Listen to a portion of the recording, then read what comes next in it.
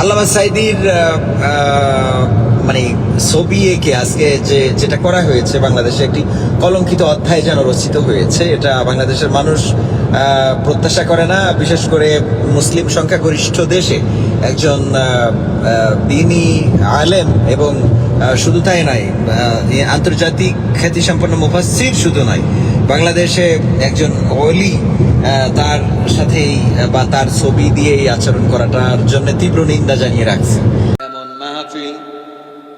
এমন মাহফিল শুনলেও অনেকের মনের মধ্যে জ্বালা পোড়া হয়, এমন মানুষ আছে না নাই? কোরআনের কথাগুলো ভালো লাগে না, এমন মানুষ আছে না নাই? ইসলামী আন্দোলন ভালো লাগে না, কোরআনের কথা ভালো লাগে না, মসজিদ ভালো লাগে না, মাদ্রাসা ভালো লাগে না, কোরআনের ছাত্রদেরকে ভালো লাগে না, কোরআনের শিক্ষকদেরকে ভালো লাগে না। আবার বিপদে পড়ার পরে হুজুর আসেন, দোয়া করে দেন, মিলাদ পড়াই দেন, জানাজা পড়াই দেন, হুজুর হুজুর ছাড়া আবার পার পাওয়া যায় না। বলেন ঠিক কিনা? একটু কথা বলতে দেন স্বাধীনভাবে। ও আমার ভাইরা, দুনিয়ার এই জীবন যৌবন চিরস্থায়ী নয়, ক্ষণস্থায়ী। রূপের বড়াই, রূপের অহংকার চিরকাল থাকবে। যেই মেয়েটা আজকে টিকটক করে, রূপ দেখে পাগল হয়ে যায়, কিছু চেহারা আছে আর তার উপরে কিছু ফিল্টার আছে না নাই? চেহারার উপরে কিছু ফিল্টার মেরে টিকটক করে ছেড়ে দেয়, আমার যুবকেরা দেখে পাগল হয়ে যায়।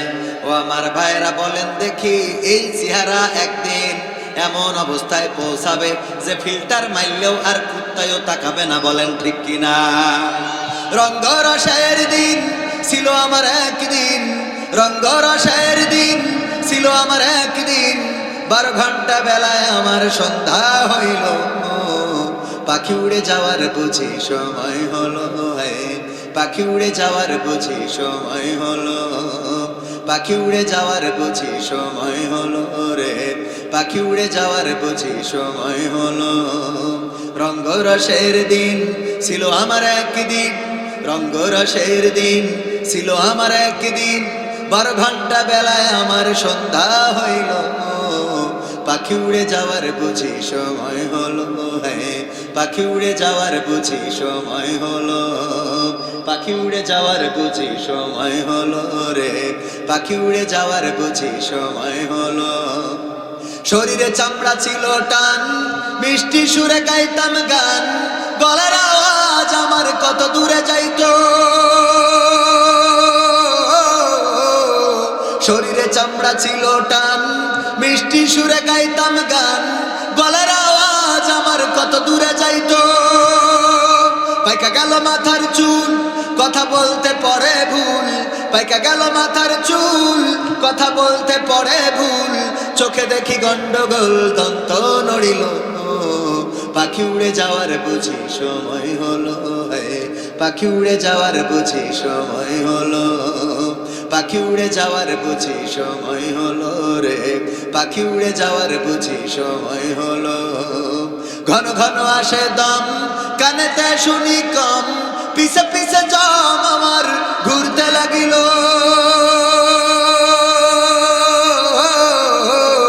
ঘন ঘন আসে দম, কানেতে শুনি কম, পিছে পিছে জম আমার ঘুরতে লাগিল। খাটো হয়ে আসছে পাও, হীন হলো সর্বদাও, খাটো হয়ে আসছে পাও, হীন হলো সর্বদাও, ভাবে বুঝি সময় আমার ফুরিয়ে এলো, পাখি উড়ে যাওয়ার বুঝি সময় হলো, পাখি উড়ে যাওয়ার বুঝি সময় হলো, পাখি উড়ে যাওয়ার বুঝি সময় হলো রে, পাখি উড়ে যাওয়ার বুঝি সময় হলো। এত সুন্দর পরিপাটি খাসায় আমার ছিল খাটি, দিনে দিনে খাসায় আমার জং ধরিল।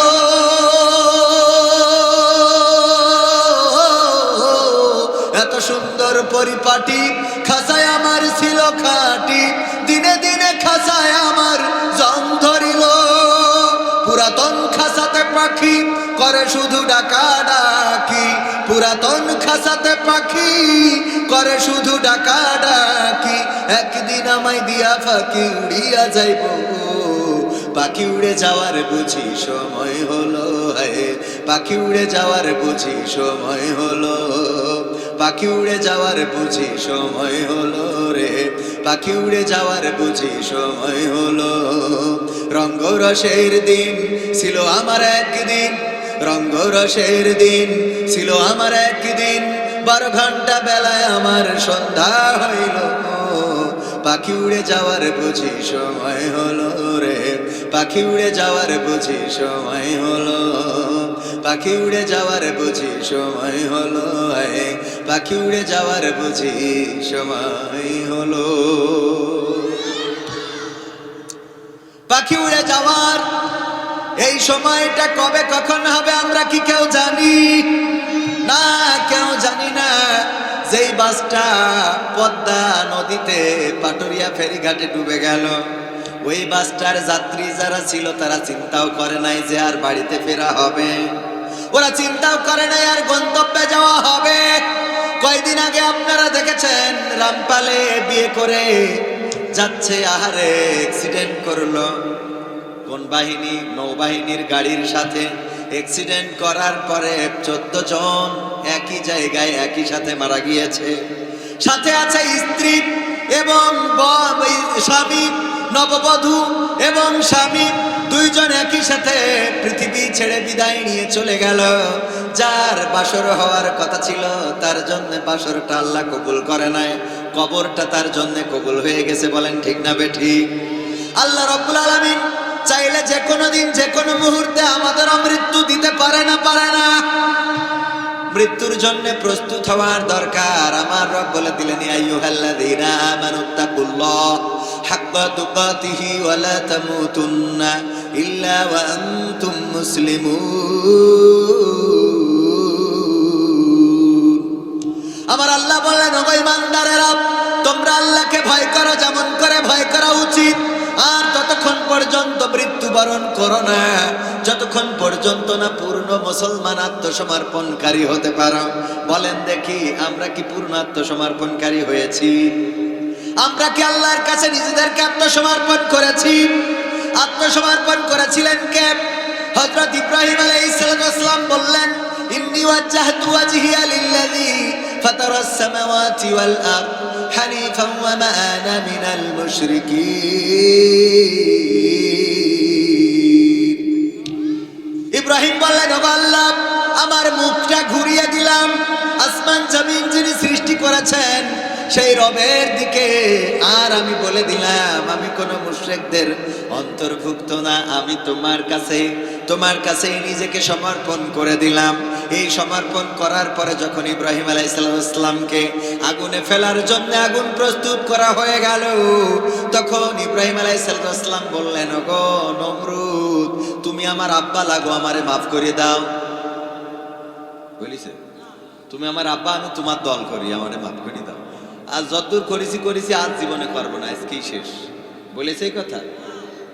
বরং ফেরেশতারা আসলো, বলল, গো নবী সাহায্য করতে চায়। বলল, এখন আমি কি করতে পারি? কয়, অনুমতি দেন। কেন? আল্লাহ রাব্বুল আলামিন আমাদের পাঠাই নাই। আমরা বললাম, ওগো রব, তোমার খলিল আগুনে পুড়ে যাবে, এটা কেমনে সহ্য করি?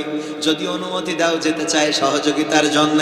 আল্লাহ রাব্বুল আলামিন বললেন, যাও, তবে আমার বান্দা, আমার বন্ধু, আমার খলিলকে জিজ্ঞাসা করবা, সে যদি চায় তাহলে সহযোগিতা করবা, আর যদি না চায় তাহলে ফিরে আসবা। ওগো আল্লাহর বন্ধু, এই জন্য অনুমতি চাই, সহযোগিতা করার অনুমতি দিন। আল্লাহর নবী বললেন, তোমরা সহযোগিতা করতে চাও, কারণ কি? কারণ আপনি কষ্টে নিপতিত হচ্ছেন, আপনি মুসিবতের মধ্যে পড়ে যাচ্ছেন। এটা দেখার পরে আমরা তো ভালো থাকতে পারি না, আমাদের সহ্য হচ্ছে না, আমাদের ভালো লাগছে না, কষ্ট হচ্ছে। আল্লাহর নবী বললেন, ওগো ফেরেশতারা, ফিরে যান, কারণ তোমরা যেই চিন্তা করে এসেছো, তোমরা আমার যেই কষ্টটা অনুভব করো তার থেকে আমার রব আরো বেশি অনুভব করে। তোমাদের থেকে আমার রব আরো বেশি অনুভব করে আমার কষ্ট। তোমরা যেটা বোঝো তার থেকে আমার রব বেশি বোঝেন। তোমরা যেটা জানো তার থেকে আমার রব বেশি ভালো জানেন। আমাদের মনে, আমার মনের অবস্থা তোমরা যা বুঝেছো তার থেকে আমার রব আল্লাহ বেশি বুঝেছেন। তিনি যদি চান তিনি সহযোগিতা করবেন। তোমরা যাইতে পারো, তোমরা ব্যাক করতে পারো, কোনো অসুবিধা নাই।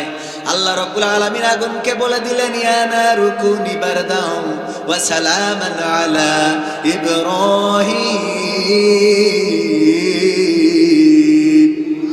আল্লাহ বললেন, ও আগুন, তুমি আমার ইব্রাহিমের জন্য ঠান্ডা আরামদায়ক হয়ে যাও। আর অমনি আগুন ঠান্ডা আরামদায়ক হয়ে গেল, ফুলের বাগান হয়ে গেল। বলেন সুবহানাল্লাহ। হুকুমটা ছিল কার? আল্লাহ চাইলে ফাঁসির কাষ্ঠ থেকে ঘুরিয়ে এনে এমপি বানিয়ে দিতে পারে। এই ক্ষমতা আল্লাহর আছে না নাই? শুধু জামাতে না, বিএনপিতেও আছে না নাই? আবার বিএনপিরা মনে করতে পারে মনে হয় জামাতের কথা বলছে। বিএনপিতেও আছে না নাই? ফাঁসির কাষ্ঠ থেকে ঘুরিয়ে এনে সংসদে এখন নেতৃত্ব দেয় ৩০০ জনের মধ্যে একজন মাননীয় স্পিকার। এই এরকম বলার সুযোগ দিয়েছে না, তাই নাই? এটা করার মালিক কে? এটা করার মালিক কে? আবার আল্লাহ যদি চান ক্ষমতার মাসনাদ কেড়ে নিয়ে দাদার দেশে পাঠিয়ে দিতে পারে। ঠিক না বেঠে? এই ক্ষমতা আছে কার?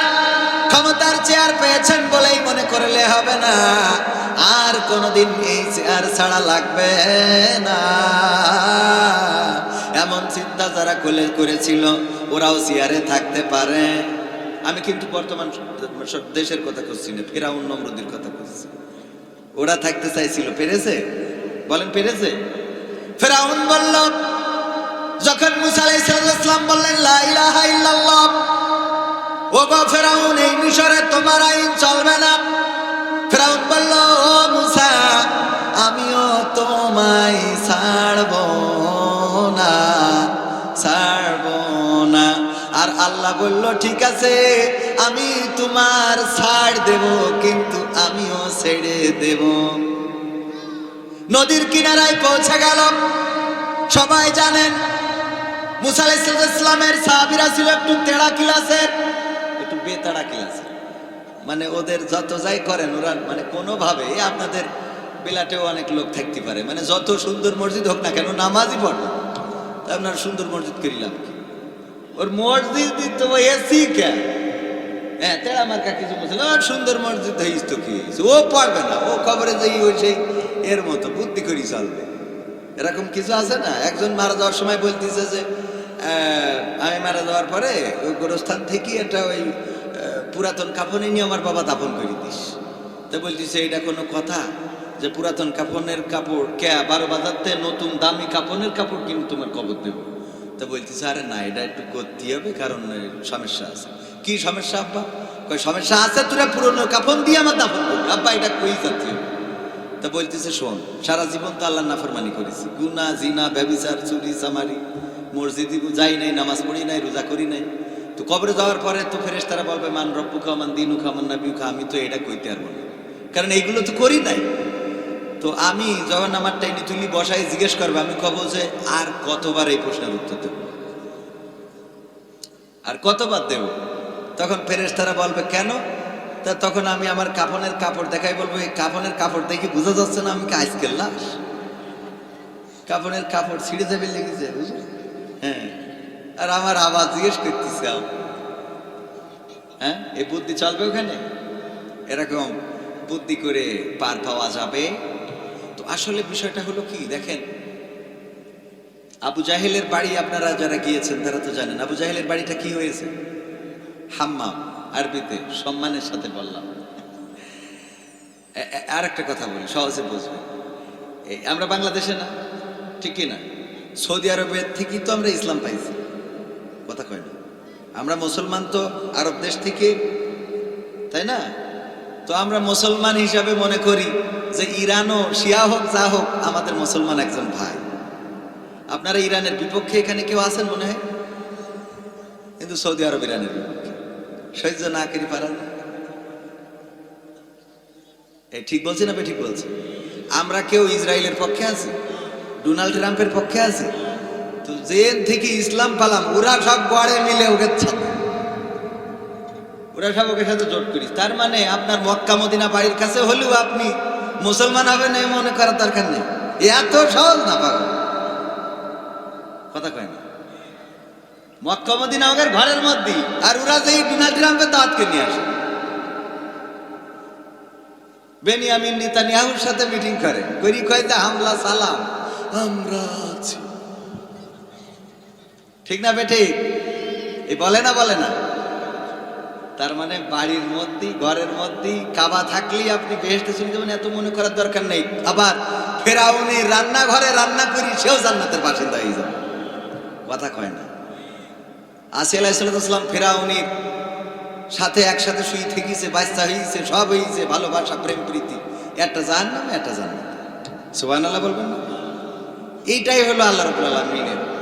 হযরত নূহ আলাইহিস সালাম নৌকায় উঠতে বলল, স্ত্রী বলছে আমি টিকটক করে বেড়াবো। মানে এখনকার সময় হলে টিকটকের কথা বলতে, কথা কয় না?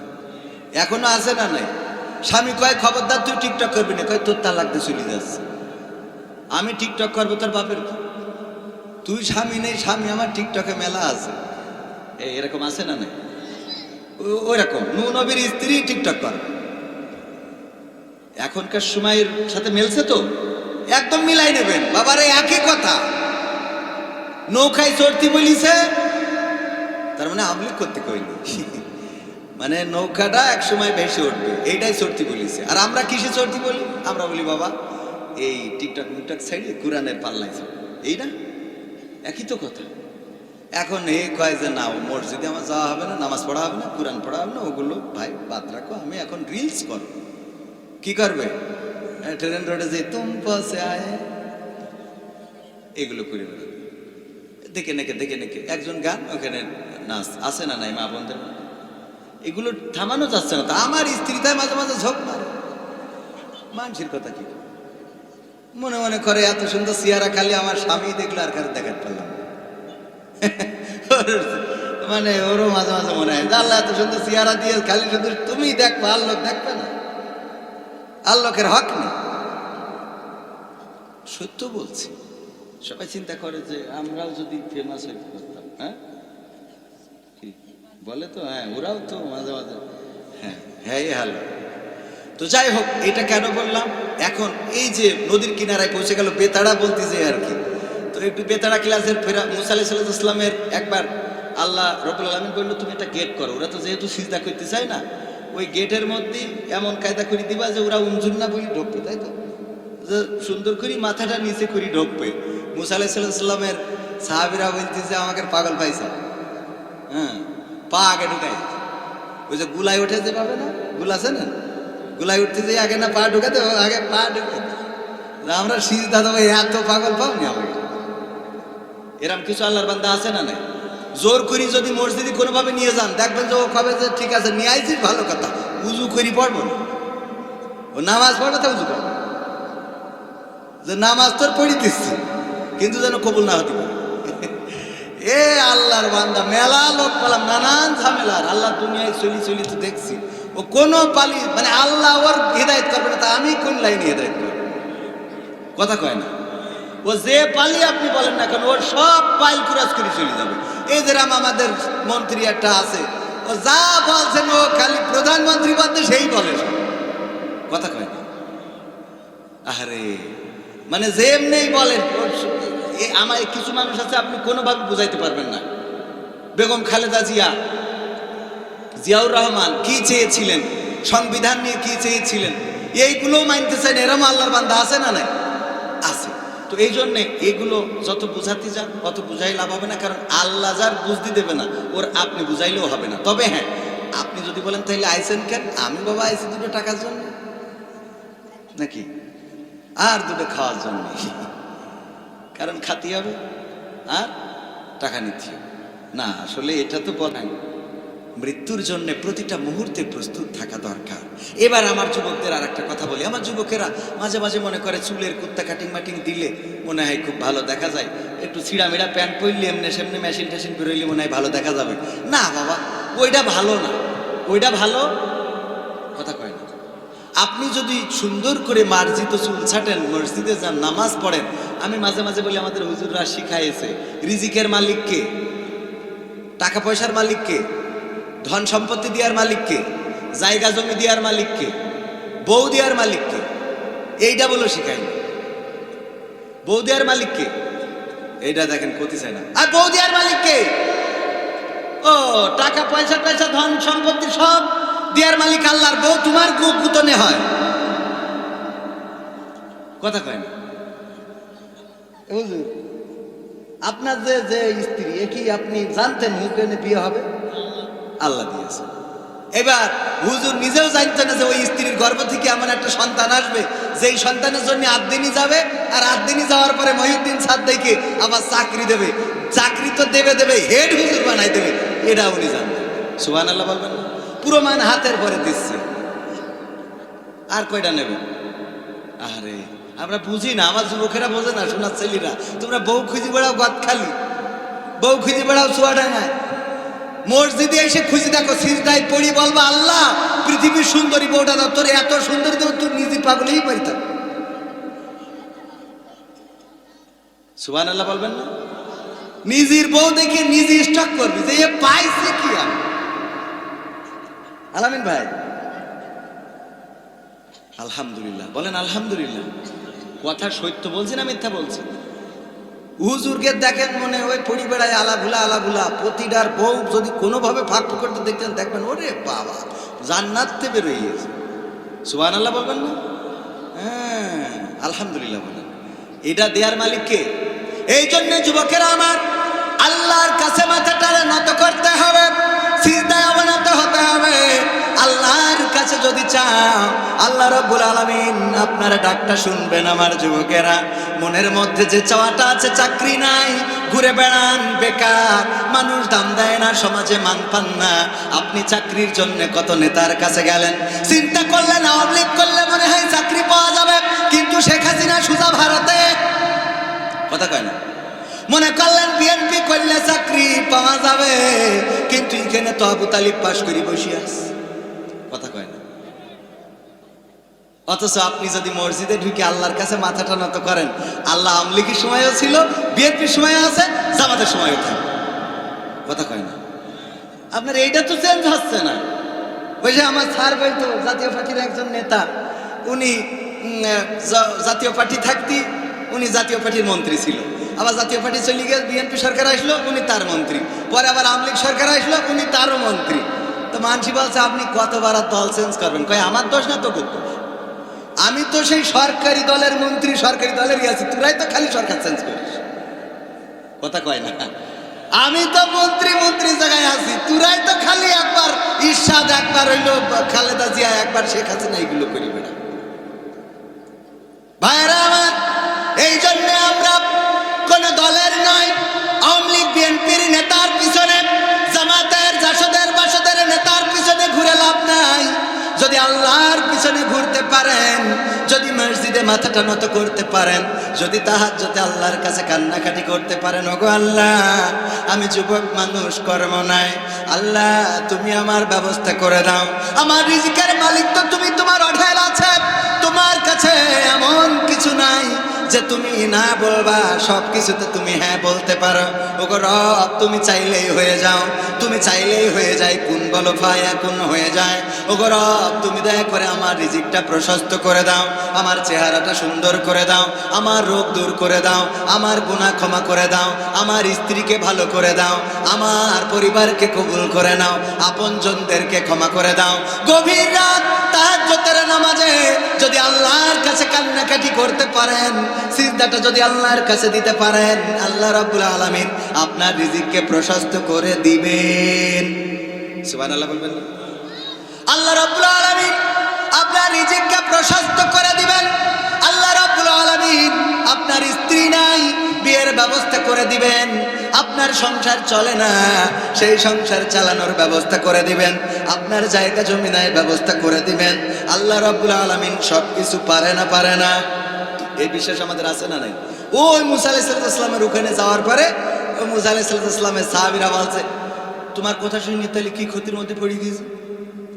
তুমি যদি এই যে আমরা তো সেই ধরেই বললাম যে আমরা এই দল করি, শুনলে না তো? ফিরাউনির এখন ঘোড়ার বাহিনীর তলে পড়বো, না হয় এখন এই নদীতে চুবানি খাবো। এখন মুসা তুমি আমাদের কি বলবা? মুসা আলাইহিস সালাম টেনশন করি বললো যে ঠিক আছে, অসুবিধা নেই, তাহলে এক কাজ করো, আমরা সবাই মিলে একযোগে আওয়ামী লীগে যোগ দিই। কথার কথা মানে এরকম, এটা দল ধরেন, এটা দলের কথা বলি। ফিরাউনের দল যোগ দিয়েছে, কথা কেন দিয়েছে? বরং মুসা আলাইহিস সালাম একদম কোনো টেনশন ছাড়াই রিল্যাক্সে বসে আছে। আল্লাহ বলতেছে, মুসা কি খবর? খবর আর কি, ঘাটে এসে বসে আছে, কি করবো?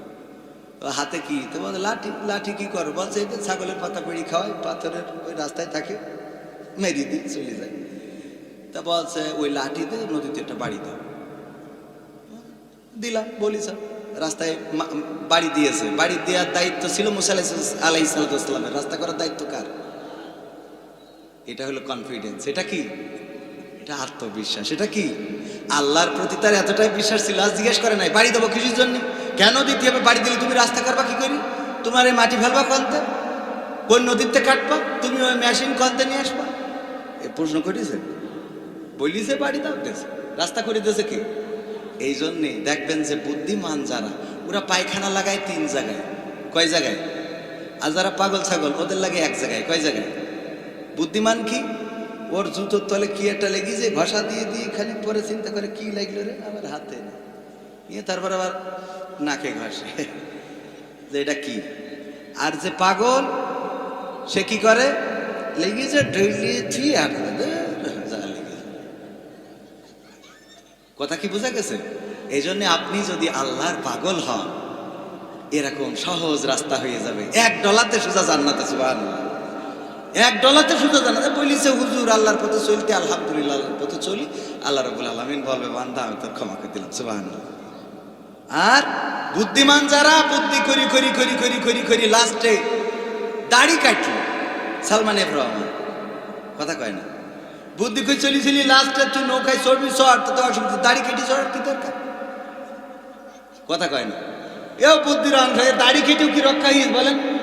তার মানে পাগলামো। ওই যে বুদ্ধিমান, পায়খানা লেগেছে কয় জায়গায়? কয় জায়গায়? যা দাড়ি ছিল আমরা দেখি তো মনে করতাম জামাতের আমির।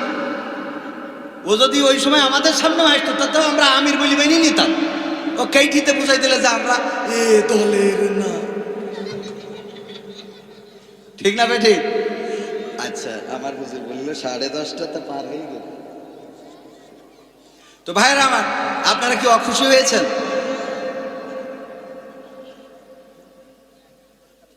তো সম্মানিত হাজারিন, আমি আসলে এখানে নিজেদের মাহফিল তাই এসেছি।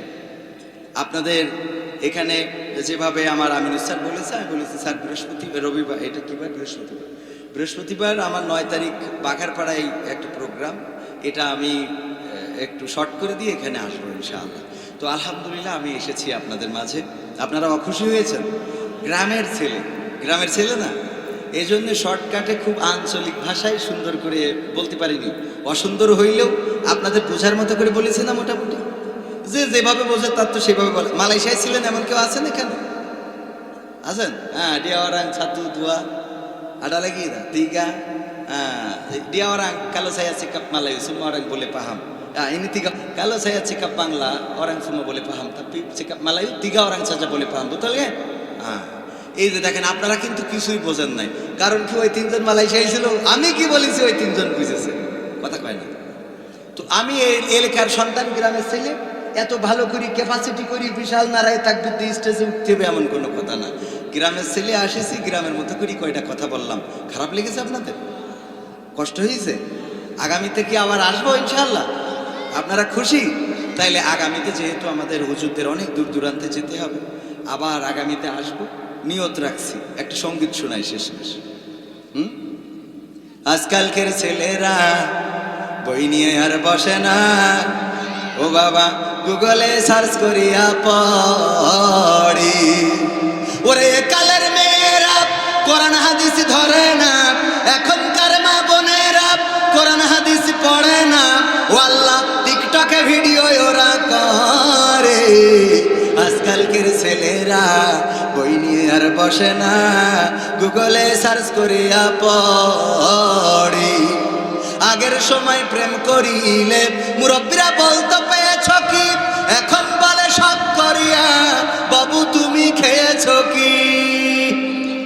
বলে না, বলে না। আগের সময় প্রেম করিলে মুরব্বীরা বলতো পেয়েছ কি, এখন বলে শখ করিয়া বাবু তুমি খেয়েছো কি। লজ্জা শরম নাই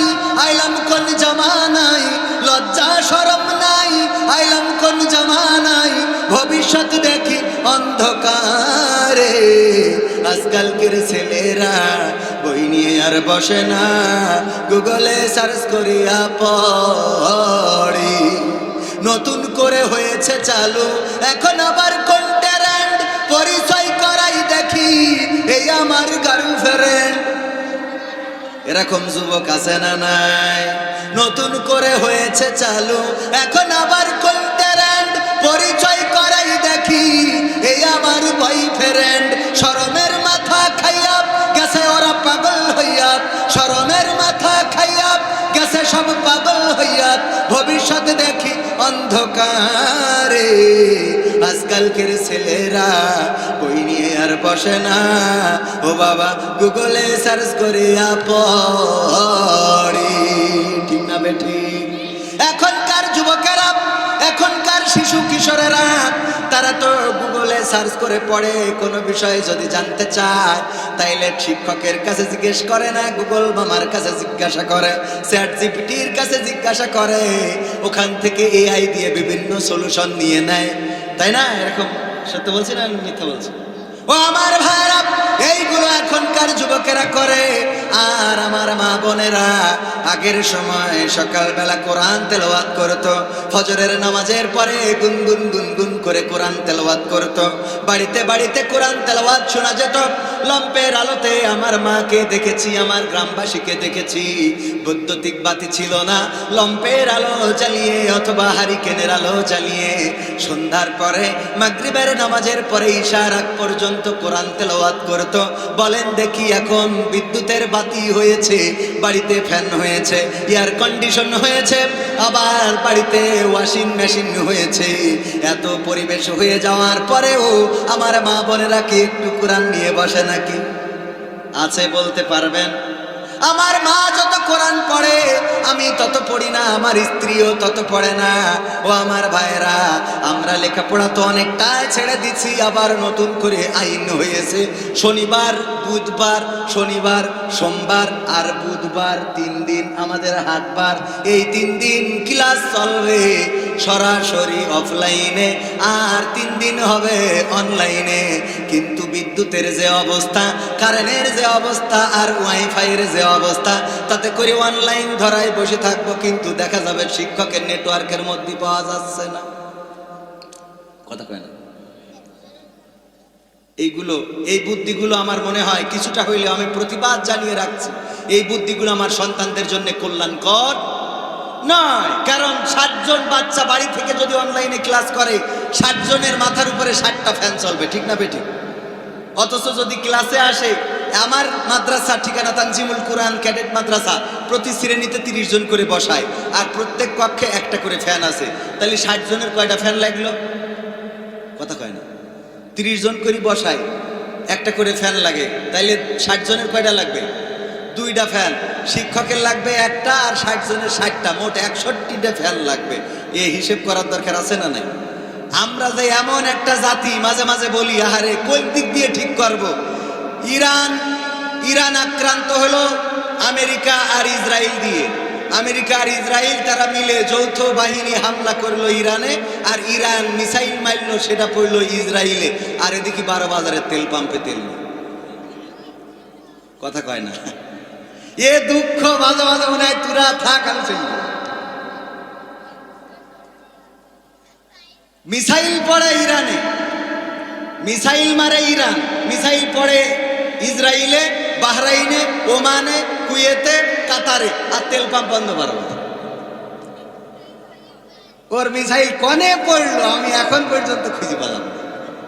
আবার আমাদের দেশের মানুষ অভার সচেতন, ওর তেল লাগবে, আজকে না হলেও তেল না হলেও জাহান্নামের আগুন জ্বলবে না, এরকম একটা অবস্থা।